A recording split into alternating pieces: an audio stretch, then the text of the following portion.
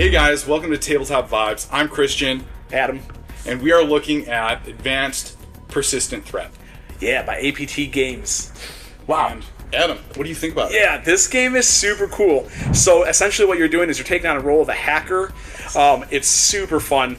You're playing against 2 to 8 players. Mm-hmm. And it is a lot. We had the most fun with a bunch of people, but yes, it can still, it scales at 2 players really good. Mm-hmm. But again, you get to be a hacker, so if you've ever wanted to play as a hacker or be a hacker in real life, you don't have to be now. You can play this game. But you're also doing this safely, and you're not at the risk. You can get arrested and go to jail for life, things like that. Losing, career and things like that. Yeah. Anyway. Family life.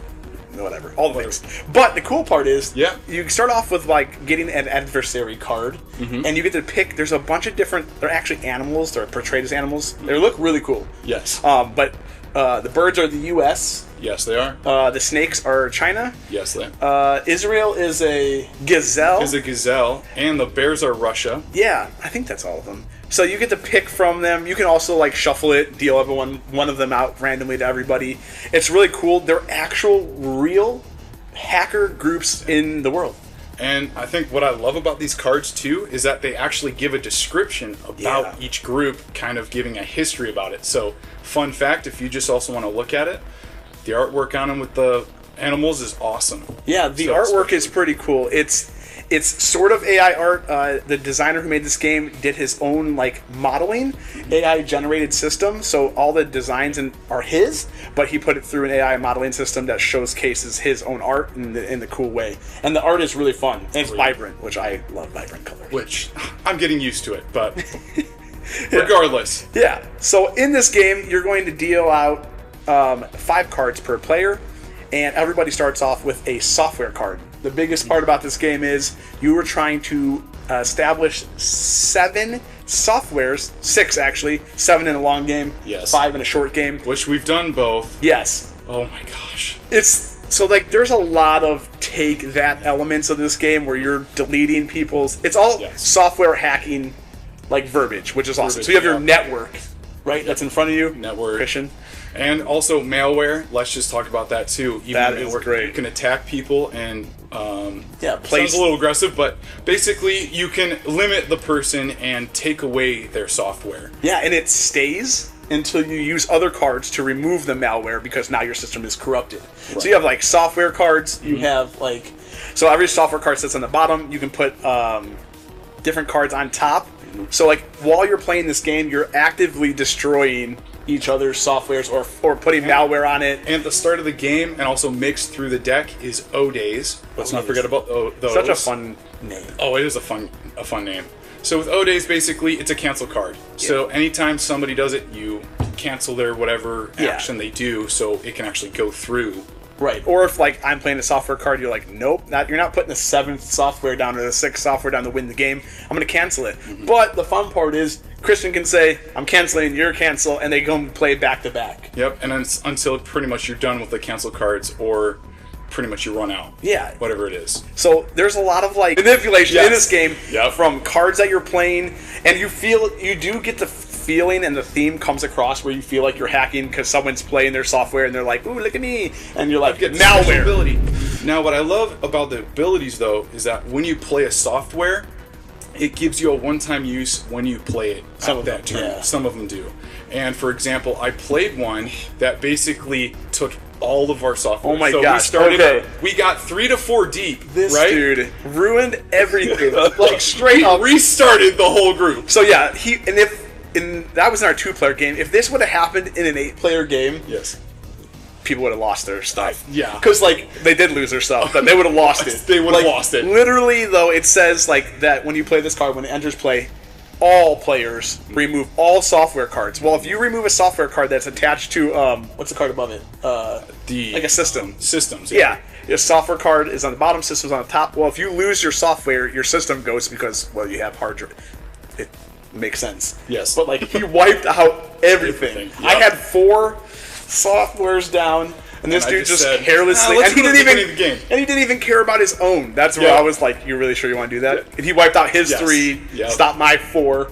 So there's a lot of replayability. There's a lot of take that, to be honest. Which is it's fun though because it is the name of the game. You're hacking. You're trying to steal stuff. you're supposed to be the best hacker that can be. Yeah. You're a persistent threat. Well, and I love the limitations you can have, especially with holding cards too. So pretty much you're limited to 5 to 7, and you pick one up, you have to play a card down. And I love how... Or you can draw more. Or you can draw more. But if you don't have the hand limit, I was about to say, yeah. Each card kind of gives you an ability, and a lot of it has to do with your hand too. Is okay if at one point I could hold up to 10 cards. Yeah, that was awesome. He played a card. It said at the start of your turn, if you have this card, this software in play, your hand limit increases 3-fold. So he was holding 10 cards. And I got 7. Changes the game greatly because the leverage that you have over people is just insane. And there's also cards like I got a card. I don't remember which one it was, but I got I think it was a software that it was a clone software. Yes. So if I was to lose a software, I can lose my clone first, and then I also got another card that I could drove me discard nuts because I was like, now I couldn't even go for your starter. Right. So like it was like a fail safe, right? And then I got a card that let me discard 2 cards out of my hand to remove any software from an opponent. Which, like, I took out his I can hold 10 cards moment. I was like, that's done. That drove me nuts because then I had to discard. Yeah, there's a lot of like player interaction, which I think is really good about this game. There's a ton of player interaction because you're either targeting that person and telling them what they're losing, or I guess it's not happy interaction. It can be happy. It can be. As I was really happy, I was like, woo, playing this card. And Christian was all not that. I was actually depressed. But, but it's just got to be a better hacker.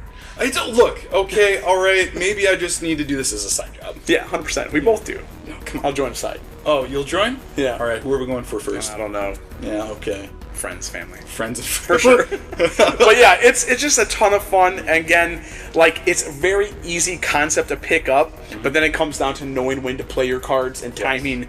And then, do you want to just rush for the 6 servers, but then you're going to paint yourself as a huge target, and then people are going to start attacking you and things. So it's just really fun. And then again, the art is super cool. He did a great job with the art. Yeah. Honestly, I really love how all the creatures kind of had their little bit of uniquenesses to them. Yeah, the eyes are different. The nostrils. You've got some of the snouts and stuff. Yeah. Yeah, well, which we'll show you all the pictures up on the screen. It's just really fun, and it's cool, and it can play 8 and people. It plays pretty fast because, again, you can make it a shorter game, a longer game, or you can just play the 6 standard softwares that you need. But there's there's also explicit cards. Explicit cards. It's not called explicit cards. It's called exploit. Yes. You can exploit people by playing different. They have like different effects. Usually it's attacking. Pretty much just canceling. Yeah, or like corrupting servers, which is fun. So there's take away servers on or networks on servers. Yeah. So like there's exploit. There's malware, there's software, there's system cards. So it's just a ton of fun. There's no explicit cards in this game. So, yeah. But yeah, this is a really blast. It's coming to Kickstarter soon, so keep a lookout for it. Comment on what your hacker name would be. Oh my god. Yeah. Dude. I think mine would be so obvious, like TableTopVibes. I'd be like Lord Gigglers or something like that. Yeah, just something really like wacky. Every time you like hack somebody, it just like on the screen. That's what I've always wanted, my own like end game screen where it's like the worm like eating the apple, and it's just like something. Dude, I'd love that. That'd be so dope. Yeah. So let us know what your hacker name would be. Also, make sure you like, subscribe, and comment. What your hacker name would be. We're TableTopVibes. This is Advanced Persistent Threat by APT, and we're hackers. We're not, but we could be. Maybe I am. Check you next time.